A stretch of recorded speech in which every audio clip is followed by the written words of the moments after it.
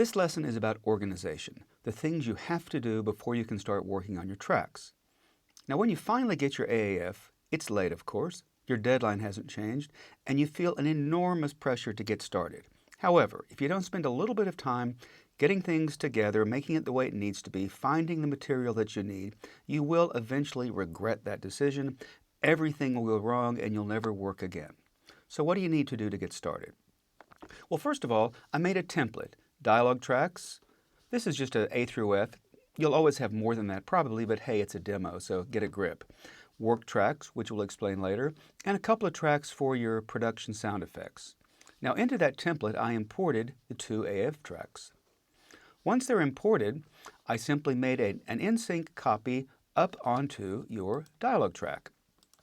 These are the tracks we'll actually work on, not the AAF. Now, this is not just a pure copy. There's a couple of changes that we made. One of them is level.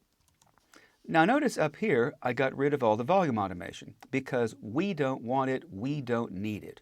Normally, you don't want to inherit the changes made by the picture editor. So here we go, the original with volume automation, the copy without. Now we have the basic setup more or less ready to start working.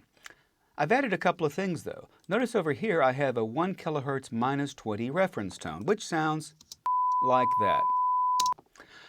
Now the purpose of this reference tone is twofold. First, when you're monitoring through some sort of analog system, because sooner or later sound has to be analog, you can use this tone to make sure that everything's set correctly. But more importantly, every once in a while you'll need to make perhaps a bounce of these tracks or some little mix and send it to the supervising sound editor, the effects editors, the Foley people, the composer, and whatnot. They need to have some sort of clue what your reference level is, so this tone is very handy for that.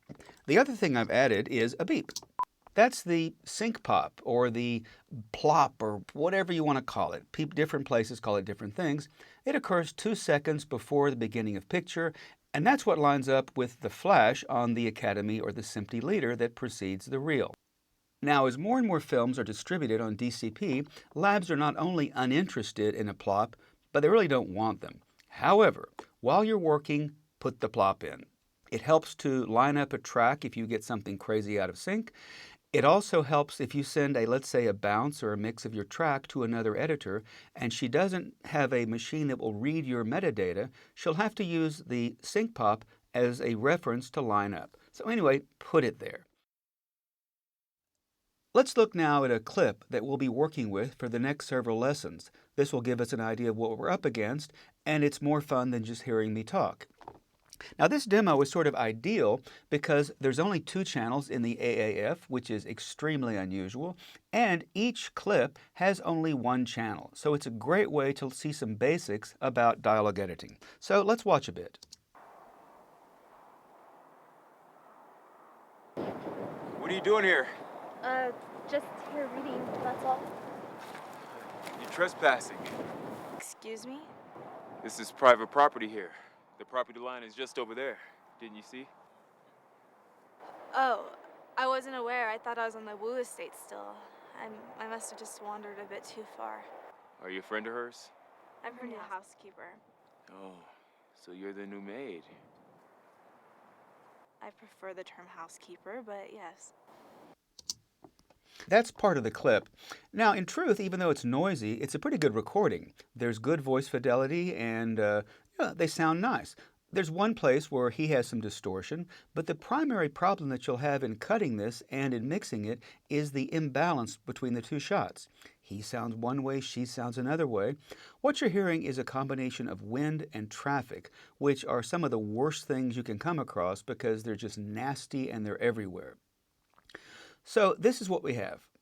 In order to edit this and to make it mixable, we need to organize the tracks in a way that on each track of the editing machine, there is a common sound. Now, the best way to define what is a common sound is by camera angle or shot. In this clip, there are 3 different shots or angles. There's the wide shot, which you're looking at here. There is his close-up, and there is hers. That's it. Now, it's reasonable to assume that Each time we come to her, she's going to sound more or less the same. So we want to start with putting all of her appearances onto one track. Now, if you look right here, you'll see that she is the B shot. That's 26B, take 3. I wasn't aware. There I she thought I was is. on the woo. Notice that he The property line is just over is there. 26A. So to start with, if you don't know anything about the scene, which at the beginning you never do, let's organize it by shot.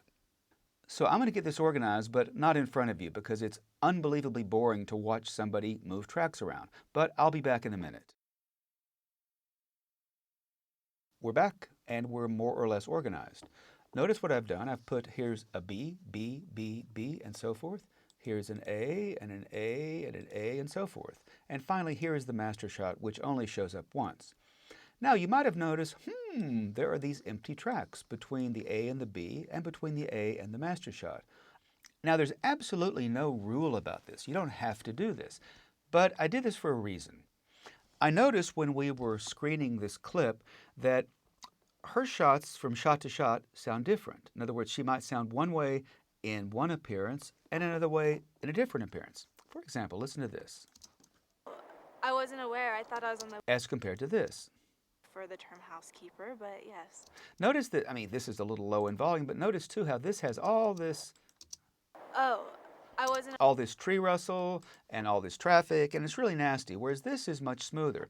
So I want to move this down to this track here, down to dialogue B. And let's see if there's anything else that warrants being exiled like that one. Are you the neighbor? I'm really sorry about This one's pretty nasty too, so let's move it down here. And let's quickly listen to him and see if he has anything that needs to be moved. The line is just over there.